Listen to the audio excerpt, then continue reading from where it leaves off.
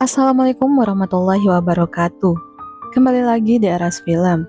Kali ini Mimin akan membawakan alur cerita film India yang berjudul Talas, film tahun 2012. Film ini berlatar di lanskap Mumbai yang dinamis. Drama misteri ini berfokus pada seorang inspektur polisi yang berusaha tegar menghadapi kegagalan pernikahannya. Bagaimana magisnya film ini? Saksikan terus di channel RS Film.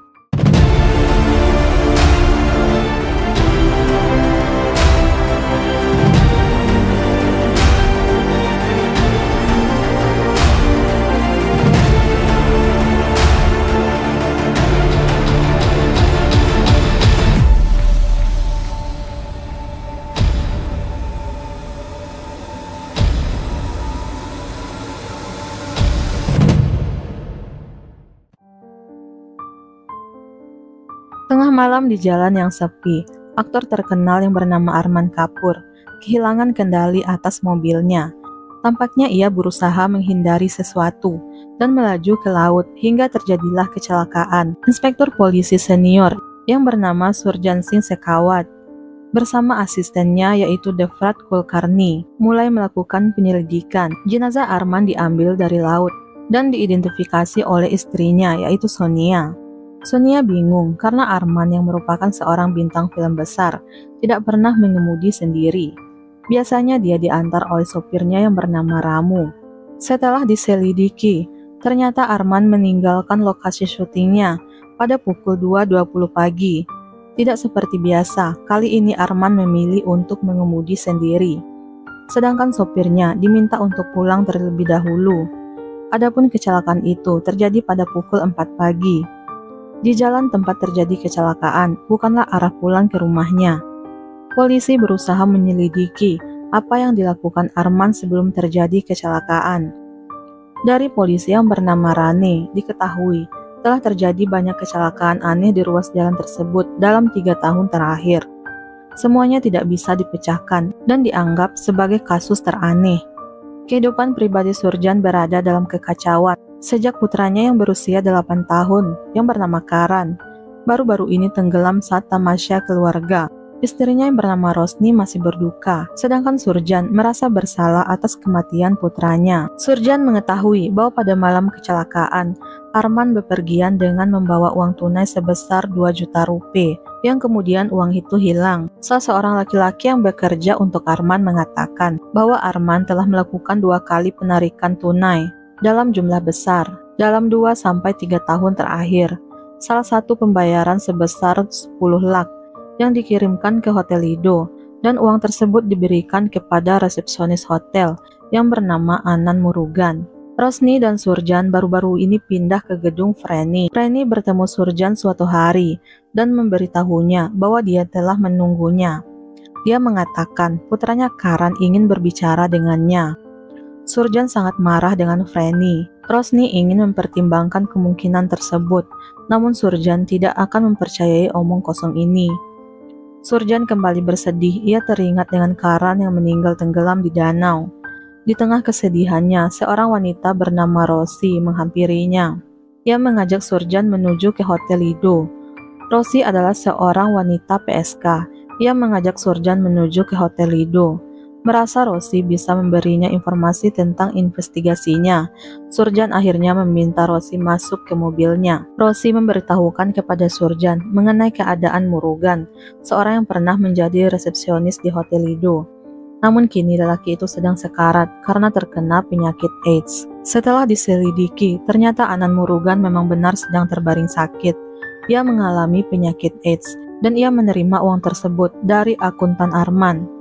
Sedangkan di sisi lain, istri Surjan yaitu Rosni masih menjalani pengobatan atas trauma yang ia alami setelah kematian Karan.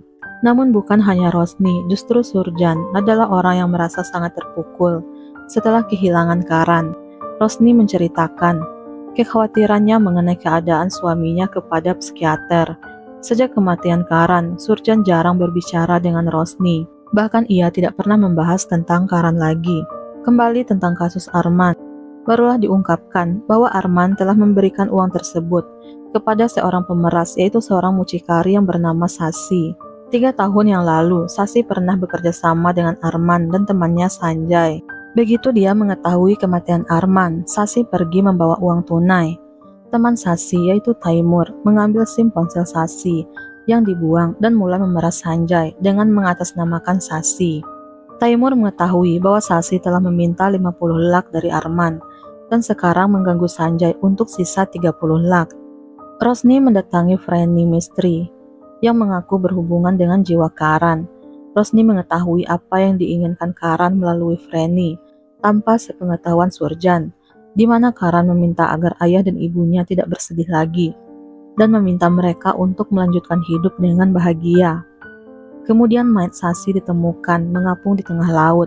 Ternyata pembunuhnya adalah Sanjay dan Taimur tahu bahwa Sanjay memerintahkan pembunuhan terhadap Sasi karena dia telah membaca pesan Sanjay yang meminta Sasi untuk menemuinya di karnaval. Polisi menemukan mayat Sasi bersama dengan uang pemerasan dan DVD. DVD tersebut berisi rekaman CCTV yang memalukan saat Arman dan teman-temannya meninggalkan hotel bersama seorang gadis. Taimur mendatangi rumah Sasi lalu meminta preman membawa Malaika, yaitu pacar Sasi, untuk pergi. Kemudian ia mencuri uang yang Sasi dapat dari memeras Arman.